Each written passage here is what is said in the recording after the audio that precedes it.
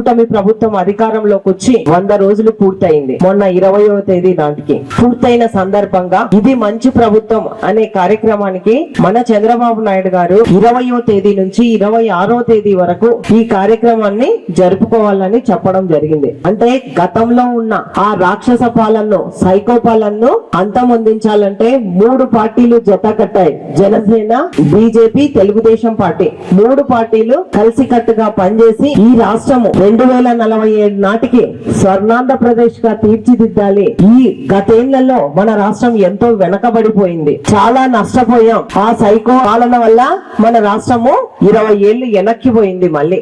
కాబట్టి దీన్ని మళ్ళీ తిరిగి గాడిలో పెట్టాలంటే మనం అందరం కలిసి పనిచేయాలన్న ఉద్దేశంతో ఆ రోజు కలిసి పనిచేసి రాష్ట్రంలోనే ఎన్నడూ లేని విధంగా 175 సీట్లకు గాను 164 సీట్లు కైవసం చేసుకోవడం జరిగింది. మన ముఖ్యమంత్రి గారు జూన్ 12వ తేదీ 4వ సార్లు మన రాష్ట్రానికి ముఖ్యమంత్రిగా ప్రమాణ స్వీకారం చేశారు. చేస్తే వెంటనే ఆ రోజే 5 సంతకాలు ఇచ్చిన హామీల పైన 5 సంతకాలు చేయడం జరిగింది. ఇందాక మనం వస్తుంటే కూడా అక్కడ వైర్లన్నీ కరెంటు స్తంభానికే ఉండి అది కూడా డౌన్ అయిపోయింది, చాలా ఇబ్బందికరంగా ఉంది. వాటిని అన్నిటి కూడా నోట్ చేసుకుంటాము. తప్పకుండా ఏవైతే సమస్యలు ఉన్నాయో వాటిని అన్నిటినీ పరిష్కారం చేస్తామని కూడా తెలియజేస్తా ఉన్నా.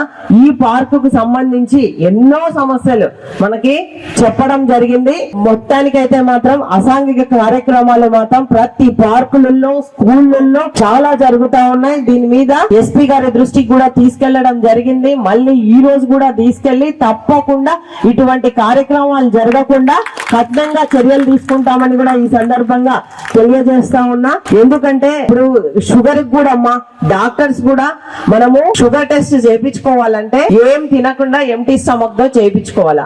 11 గంటల వరకు రాకుంటే చాలా ఇబ్బందికరం. కాబట్టి డాక్టర్స్ కూడా తెలియజేస్తా ఉన్నా 7:30 వరకే లాస్ట్. 8 అంటే మరి అంతవరకు రావచ్చు, కానీ అంతకంటే లేట్ గా వచ్చి ఇక్కడ చాలా మంది ఇబ్బంది పడతా ఉన్నారని తెలియజేయడం జరిగింది. ఏది ఏమైనప్పటికీ ఎవరైతే టెస్ట్ చేస్తారో వాళ్ళైనా తొందరగా వచ్చి, ఎంతో మంది ఏం ఫాస్టింగ్ లో వస్తారు, ఫాస్టింగ్ టెస్ట్ చేయించుకుంటారు షుగర్ కి.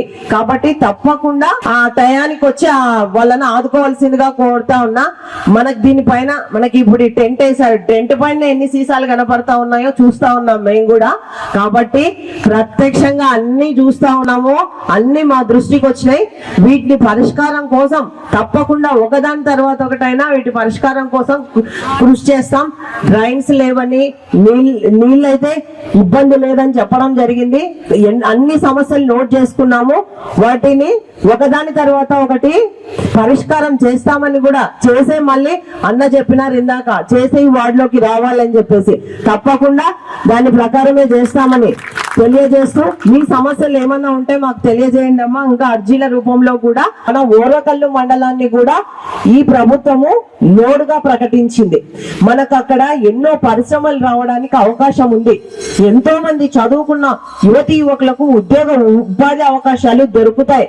కాబట్టి మన ఓరకల్లు మండలం, మన పాణ్యం నియోజకవర్గమే ఇంకా ప్రగతి పదంలో నడుస్తుంది.